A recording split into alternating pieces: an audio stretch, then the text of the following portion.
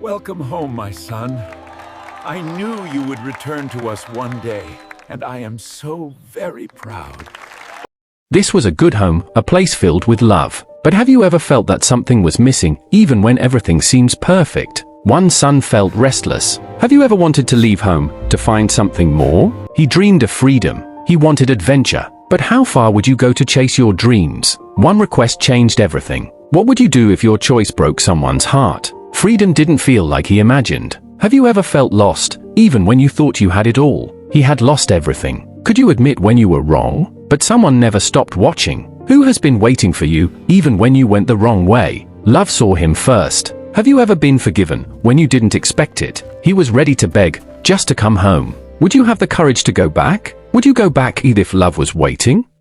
The sun rose gently over a peaceful home, spilling golden light across fields that stretched wide with promise. Morning air moved softly through the crops, and another new day began. The father walked among his workers with steady steps and a warm smile. He greeted each one by name, asking about their families, encouraging their efforts. This land was more than soil to him, it was a blessing. Nearby, the older son worked diligently. His hands were strong, his focus steady. He knew the rhythm of the fields, the value of patience, and the reward of faithful labor. But not far away, the younger son, the prodigal son, paused in his work. While others saw opportunity, he wondered what freedom beyond the fields might feel like. His eyes often drifted toward the distant hills, where the road disappeared into lands unknown. At midday, the family gathered for another familiar meal. The father lifted his hands and blessed the food, thanking God for provision and peace. The older son listened attentively, honoring every word. The younger son tapped his fingers against the table. His body was present, but his thoughts were far away. His eyes wandered past the walls of the house, beyond the fields, chasing invisible dreams. In his imagination, freedom looked exciting and limitless.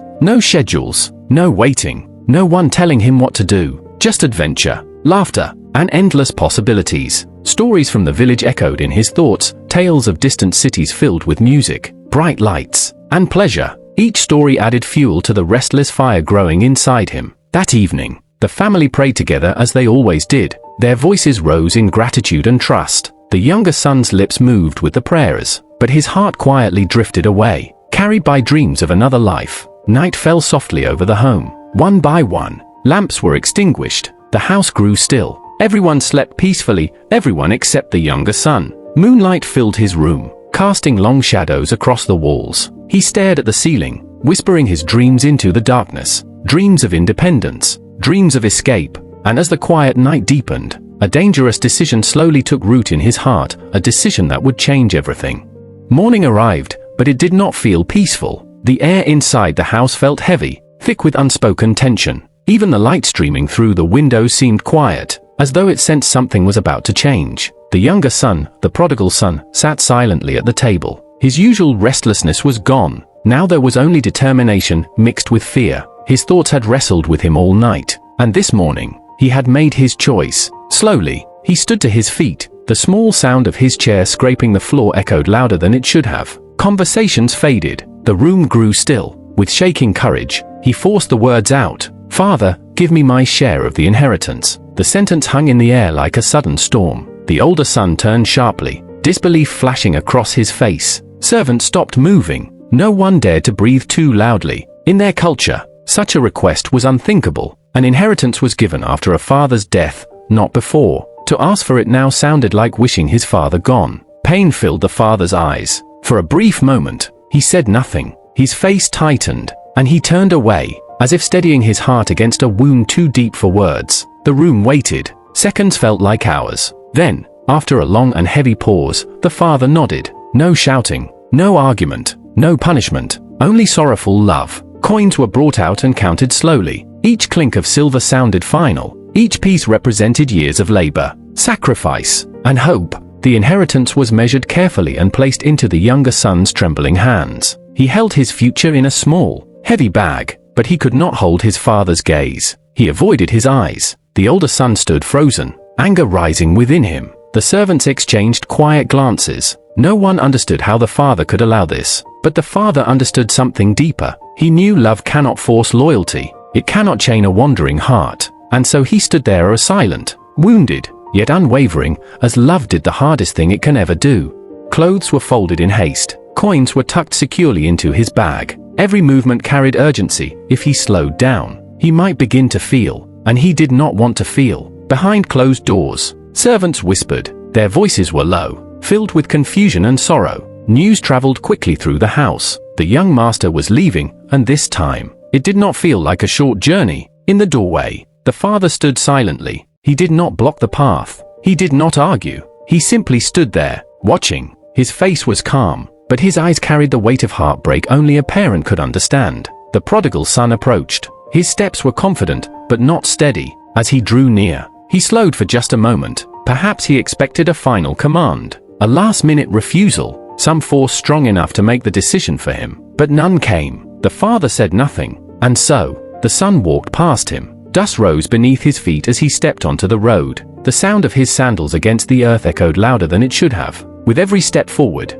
the home behind him grew smaller. The fields faded into the distance. The familiar hills softened against the horizon. The life he had always known slowly disappeared behind him. The father remained standing in the doorway long after his son vanished from sight. He stood there, hoping, waiting, watching an empty road. But ahead of the young man, something else was rising. Towering city walls came into view, massive and impressive. They promised excitement, adventure, escape from rules and routine. As he entered through the gates, music spilled into crowded streets. Laughter echoed between stone buildings. Lights flickered and danced against the night sky. The air buzzed with energy. Strangers welcomed him warmly. They smiled at his confidence. They admired his generous spending. Money opened doors. Tables were set. Cups were filled. Friends appeared quickly. Everywhere he turned, life felt alive, faster, louder, brighter than anything he had known. At last, he thought, this is it. The freedom he had imagined, the life he had dreamed of. Feasts stretched late into the night. Long tables overflowed with food. Music pulsed through crowded rooms.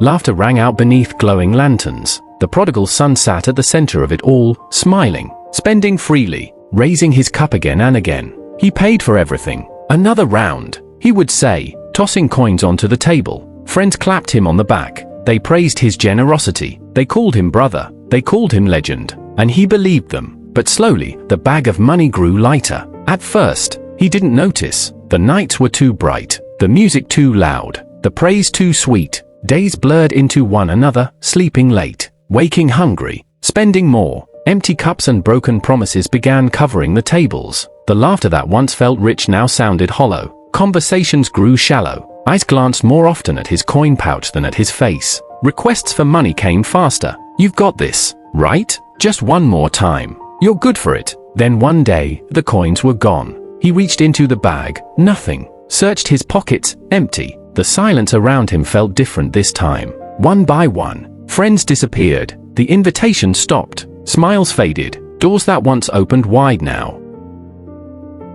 He fed the pigs with trembling hands. Mud clung to his skin, thick and cold. It covered his clothes, stained his face, worked its way beneath his fingernails. The once proud son now stood in a field of filth, tossing scraps into the trough as animals pushed and squealed around him. His stomach twisted with constant hunger. It was no longer just an ache, it was a deep, hollow pain that drained his strength and clouded his thoughts. Each day felt heavier than the one before. Each night felt longer. He watched the pigs eat greedily. They fought over the pods, shoving one another aside, devouring every bite. And as he stood there, weak and desperate, their food began to look tempting. Slowly, almost without thinking, he reached out his hand. Just one handful, just enough to quiet the pain. But he stopped. His hand hovered in the air, shaking. And suddenly, the weight of his choices crashed down on him. This was how far he had fallen. From his father's table, to longing for a pig's meal. Tears filled his eyes and fell into the dirt below. Memories rushed back uninvited.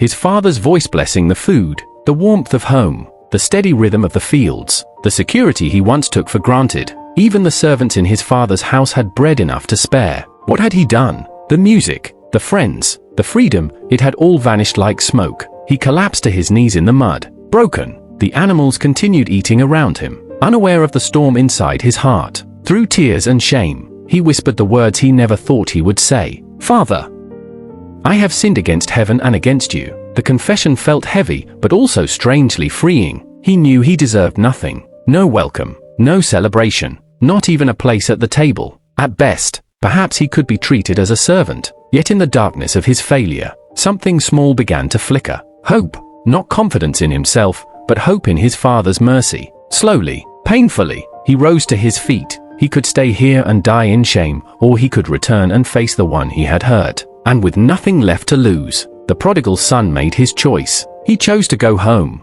The road back felt longer than the road away. Each step toward home carried more than dust. It carried fear, shame, and regret. The prodigal son walked slowly, his shoulders heavy with the weight of his mistakes. He rehearsed the words again and again in his mind. "Father, I have sinned.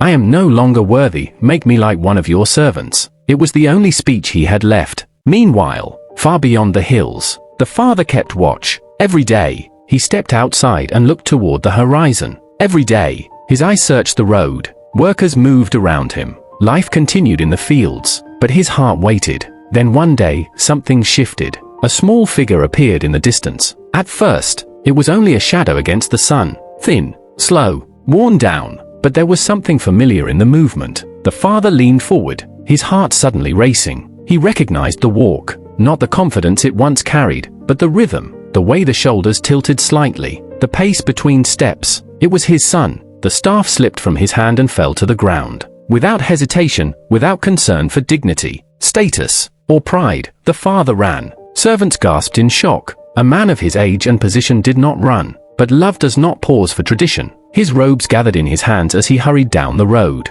dust rising beneath his feet. The prodigal son looked up, startled. He had been practicing his apology, preparing for rejection, preparing for disappointment in his father's eyes. "Father, I have sinned against heaven and against you," but he did not expect this. Before he could finish his rehearsed speech, the father reached him, strong arms wrapped tightly around him, mud, rags, and all. The son froze. He smelled like the fields he had worked in. He wore the shame of his choices. Yet the embrace did not loosen. Tears streamed down the father's face. The son opened his mouth, trying to speak. "Father" was all he managed, because love had already spoken louder than words. Love interrupted the confession. Love ran first. Love embraced before explanations. And in that moment, the long journey home ended, not with punishment, but with mercy.